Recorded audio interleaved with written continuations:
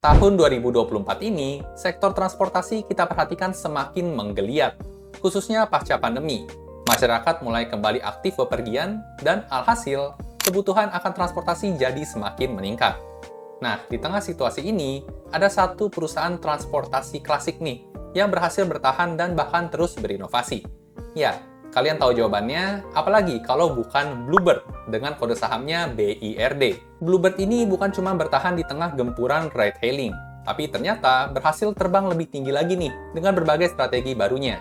Mulai dari penggunaan armada listrik, penambahan jenis layanan, kemitraan digital, hingga pembayaran multi-channel. Lantas gimana nih update kinerja keuangan terbaru mereka? Kebetulan laporan keuangan terbarunya baru aja rilis ya, tanggal 31 Oktober kemarin. Apakah saham Bluebird ini masih punya peluang besar buat kita, para investor? Yuk tonton video ini terus sampai selesai.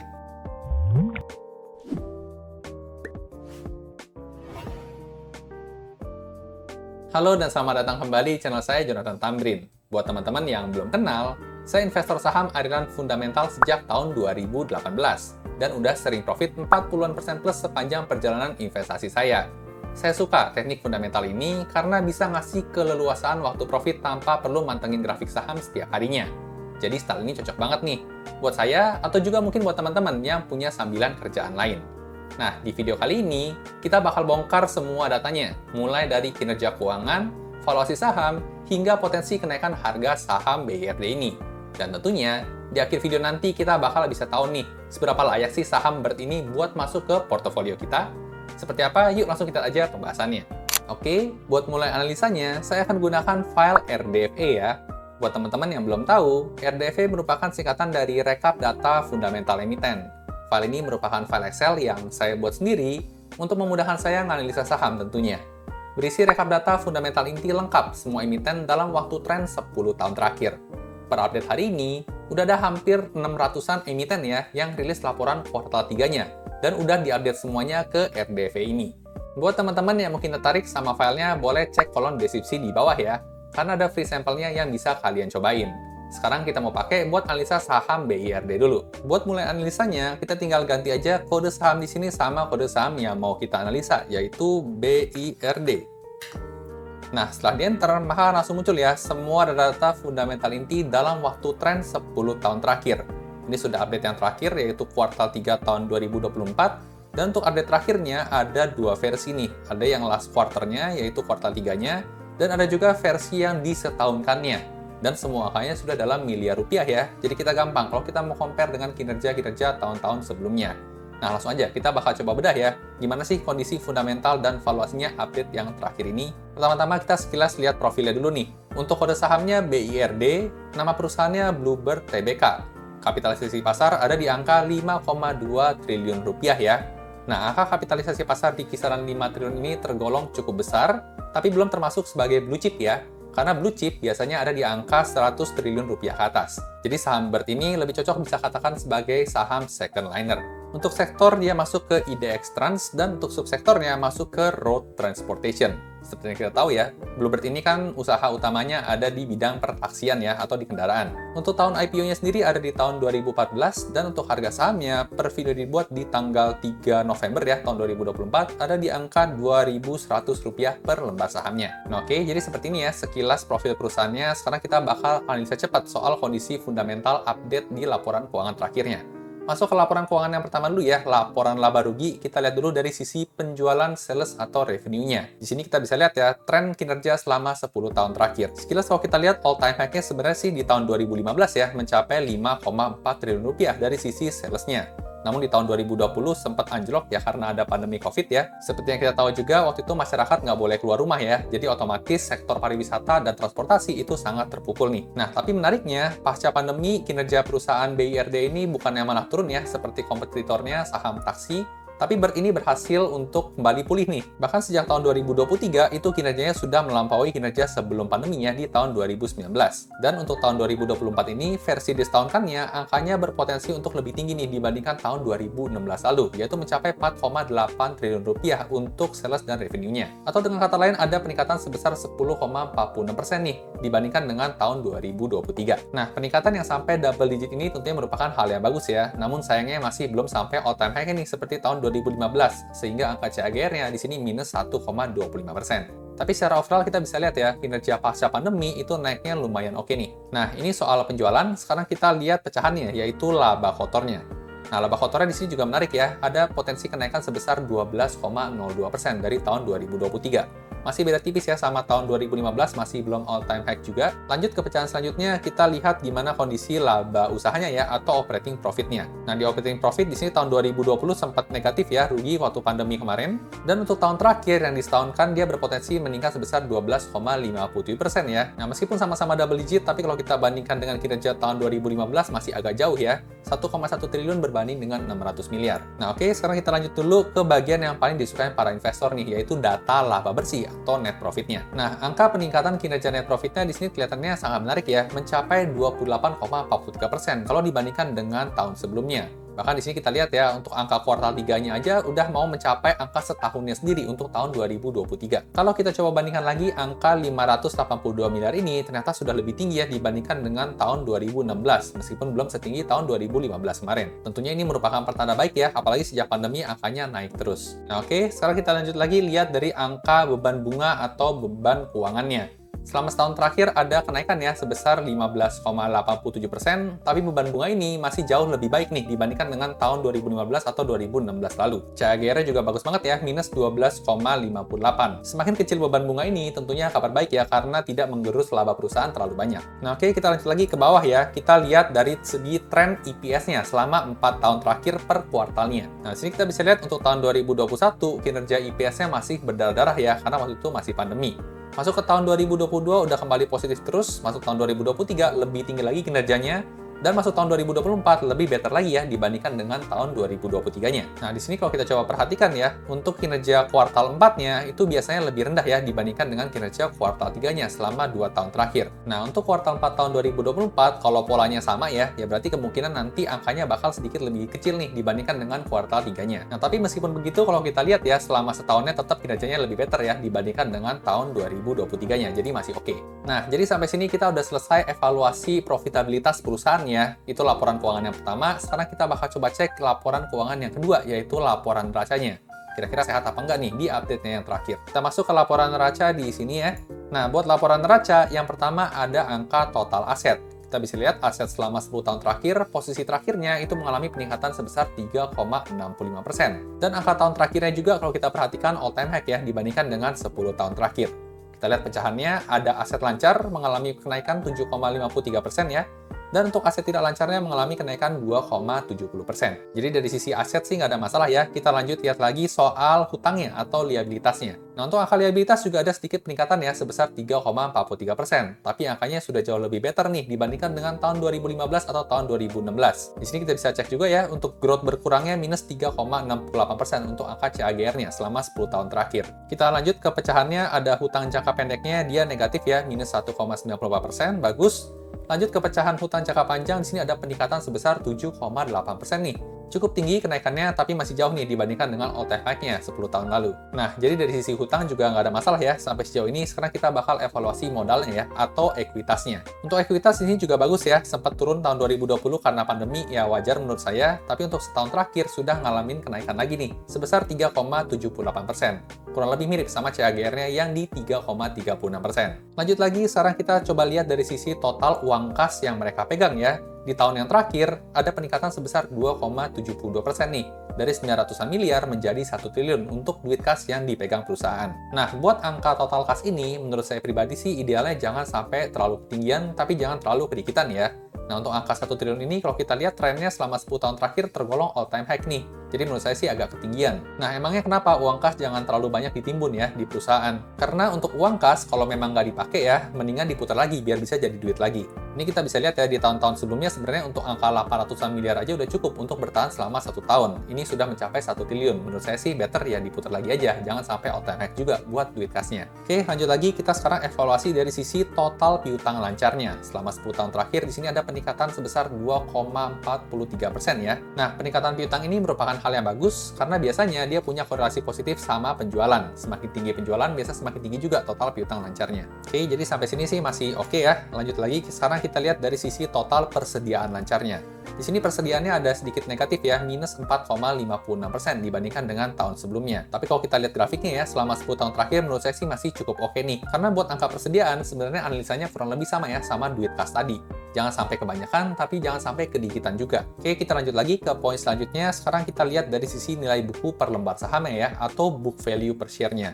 Sini trennya bagus banget, seperti anak tangga, naik terus kecuali memang tahun 2020 ya, ada pandemi, tapi setelah itu udah mulai trennya naik lagi. Setahun terakhir naik 3,78%, lebih tinggi dibandingkan dengan CAGR-nya. Nah oke, next selanjutnya sekarang kita bakal mau lihat dari sisi informasi pembagian dividennya. Kira-kira BERT ini rutin nggak nih bagi dividen ke para investornya? Kita lihat ke bawah sini. Nah, sini kita bisa lihat ya, tren selama 10 tahun terakhir ternyata BERT ini hampir nggak pernah bolong ya bagi dividen, kecuali untuk tutup buku tahun 2019.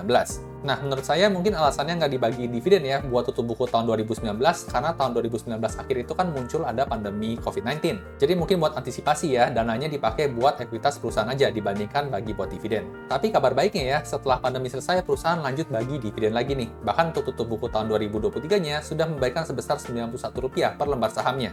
Paling tinggi ya dibandingkan dengan 10 tahun terakhir. Nah oke, jadi sampai sini buat analisa cepat ya kondisi neracanya sejauh ini menurut saya masih oke banget. Sekarang kita coba lihat untuk laporan keuangan yang terakhir ya, yaitu laporan arus kasnya. Kira-kira sehat nggak untuk arus kas perusahaan ini? Nah, buat laporan arus kas ada 3 komponen ya. Yang pertama ada arus kas dari aktivitas operasi, ada yang dari aktivitas investasi, dan ada juga dari aktivitas pendanaan.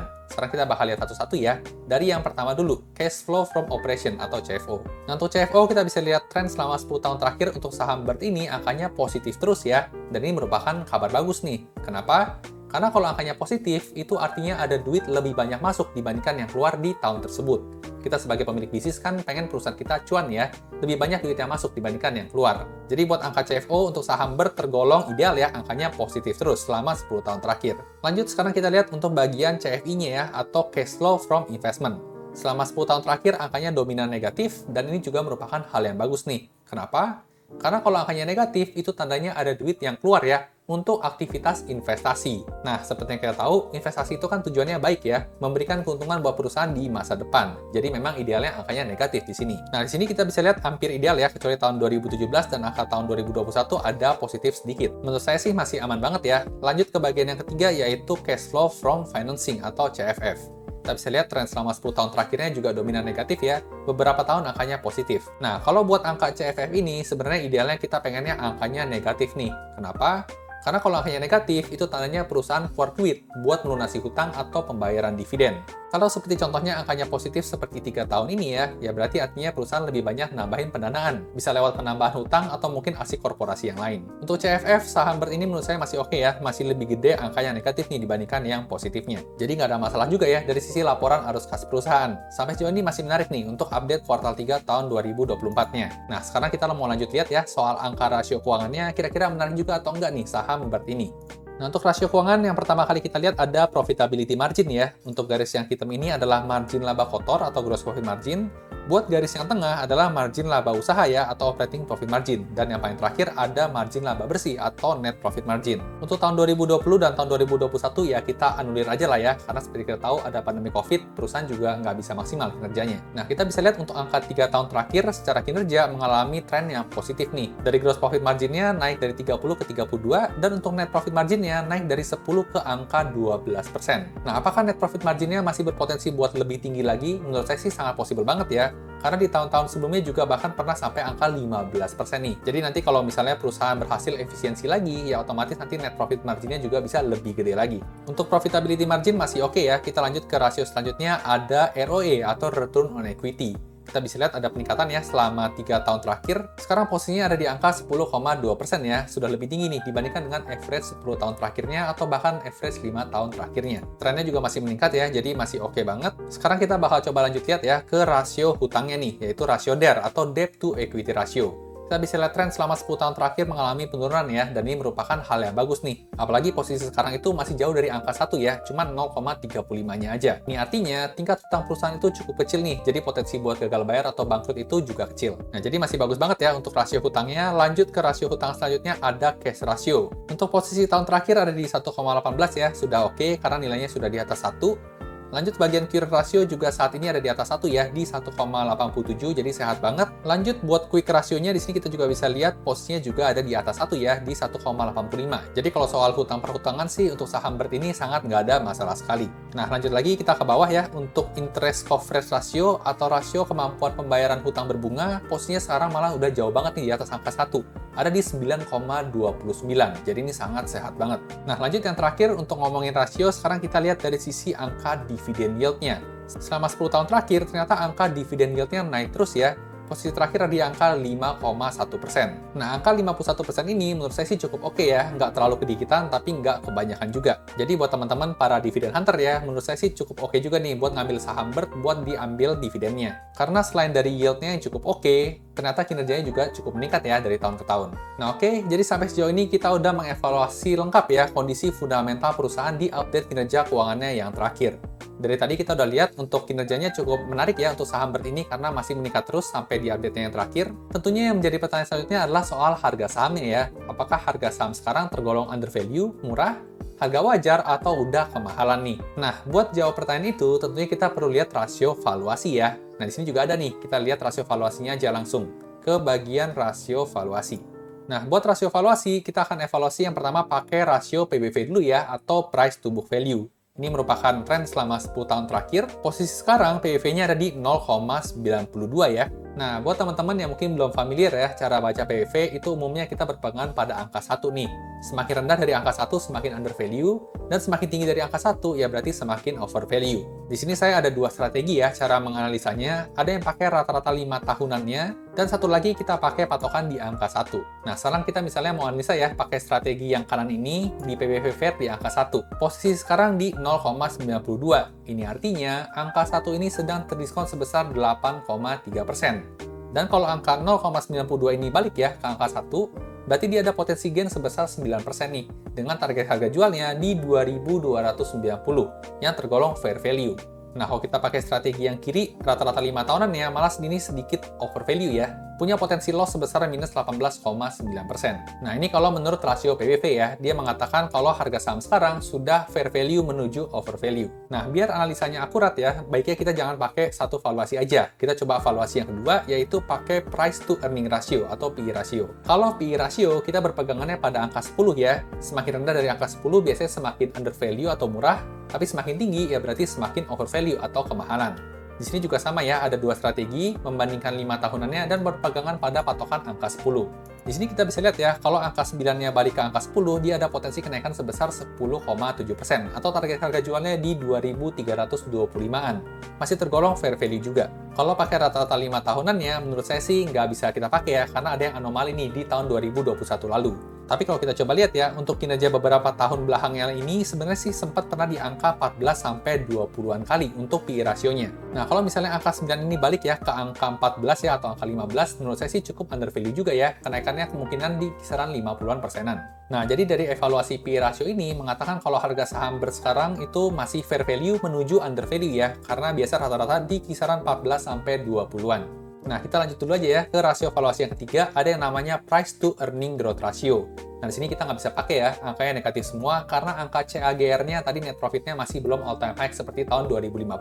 Jadi untuk PEG ini kita skip dulu, lanjut ke price to cash flow ratio. Nah, untuk price to cash flow ratio patokannya ada di angka 8 ya, tergolong fair value dua-duanya. Dan sekarang kita coba bandingkan lagi ya, pakai rasio valuasi yang terakhir nih, yaitu pakai EPS growth. Nah, kalau kita pakai rasio valuasi EPS growth ya, dengan asumsi inflasi 10 tahun di 50% dan asumsi growth-nya di 4%, maka sebenarnya harga wajarnya itu ada di angka Rp3.700 ya, atau tergolong under value nih, dengan potensi gain sebesar 78%. Nah, jadi pakai rasio valuasi yang mana nih? Tadi beberapa bilang fair value menuju under value, ini ngomong under value. Nah, menurut saya, hasil analisa terakhirnya saham BERT ini adalah saham fair value ya, di kondisi saat ini. Tapi untuk kondisi di masa depan ya, kalau kinerjanya terus tumbuh seperti sekarang, posisi harga saham sekarang adalah under value menurut analisa EPS growth ini. Jadi baik lagi ya, kondisi sekarang fair value, Tapi untuk masa depan, di hold jangka panjang, sekarang posisinya masih under value. Nah, jadi untuk saham BIRT ini sih kita bisa tarik kesimpulan ya, kalau saham BIRT ini bukan saham value, tapi saham growth. Karena tadi kita bisa lihat ya, untuk growth net profitnya cukup kenceng di angka 20-an%, dan posisi harga saham saat ini tergolong fair value. Menurut saya sih, untuk saham BIRT ini masuk ke style investasinya Warren Buffett ya, di mana Warren Buffett mengajarkan ya, untuk carilah perusahaan yang sederhana, bertumbuh, dan belilah di harga wajar. Karena menurut Warren Buffett, jauh lebih baik membeli perusahaan bagus di harga wajar dibandingkan perusahaan biasa aja di harga yang bagus. Tentunya seperti biasa, saya disclaimer dulu ya, tujuan dari pembuatan video kali ini bukan untuk memberikan rekomendasi beli atau jual suatu saham. Di sini saya hanya pure ya, men-sharingkan temuan-temuan yang saya temukan menarik. Bagus kalau teman-teman dapat insight, tapi buat jual atau beli suatu saham, teman-teman tetap harus ngerjain PR sendiri atau do your own research. Buat teman-teman yang tertarik sama file Excel RDV-nya, kalian bisa cobain gratis file sampelnya di website joetamrin.com. Jadi kalau cocok, bisa langsung pesan aja. Saat ini update kuartal 3 tahun 2024-nya udah rilis ya, dan udah ada hampir 600-an emiten yang sudah rilis laporan keuangannya dan direkap di RDV ini. Buat teman-teman yang pesan RDV, nantinya bakal dapat free update berkala nih, minimal 1 kali setiap minggunya sampai lengkap data 800-an plus laporan keuangan emitennya. Info lebih lengkapnya lagi bisa cek kolom deskripsi di bawah ya. Dan buat yang mau tanya juga bisa ke admin via DM IG di Jonathan Tamrin. Suka video seperti ini, kemungkinan besar kalian juga bakal suka video lainnya di channel ini nih. Jangan lupa di like dan bagikan ke teman-teman investor lainnya ya, supaya makin jago analisa sahamnya. Sampai jumpa di video berikutnya.